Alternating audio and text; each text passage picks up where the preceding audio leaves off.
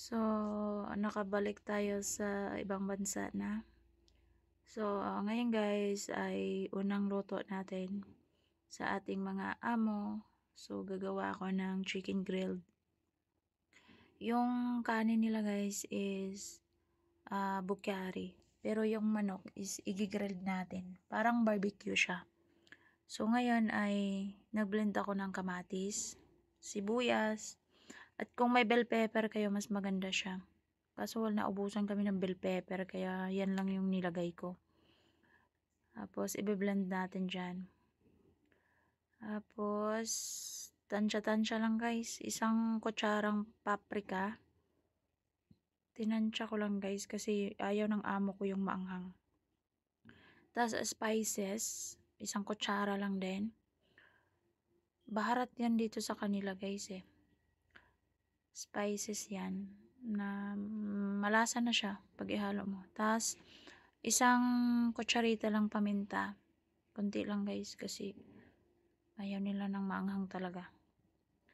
Dinagdagan ko ng paprika kasi parang nakulangan ako guys.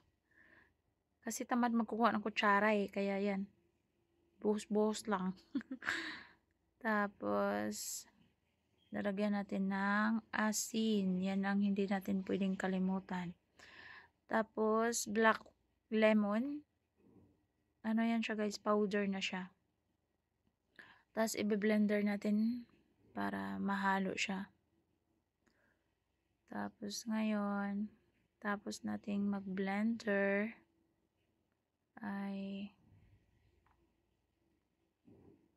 nilagyan ko pala siya ng saffron. Parang kulay dilaw yan siya. Ay, kulay dilaw siya guys. Yung medyo kukulay lang yung manok. Kasi para medyo maganda siya tignan. Tapos i-blend natin uli. Kasi nakalimutan ko siya ihalo doon kanina eh. Maliit lang kasi yung blender ko sa ano. Kaya inuunti-unti ko. Tapos yung manok isa't kalahati pala yan. Isang buong manok at kalahati. Tapos siniwa ko na siya ng 4 ang isang manok. Tapos ginilit-gilitan ko na siya guys. Tapos ngayon tinanggalan ng balat ko yan guys kasi ayaw ng amo ko.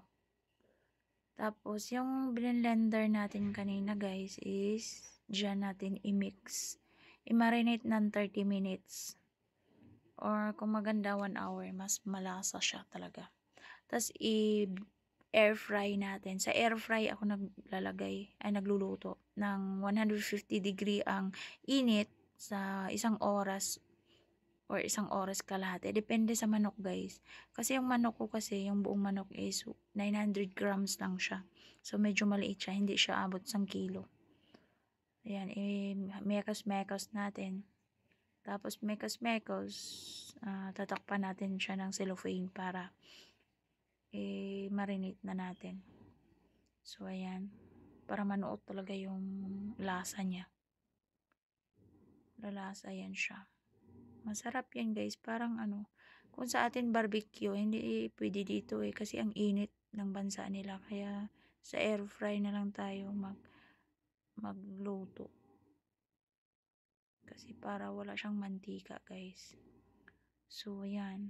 Masarap yan guys. Favorite ko yan na manok na walang mantika. So, ayan. Tinakpan ko na siya guys para ma-marinate natin. Para ayan.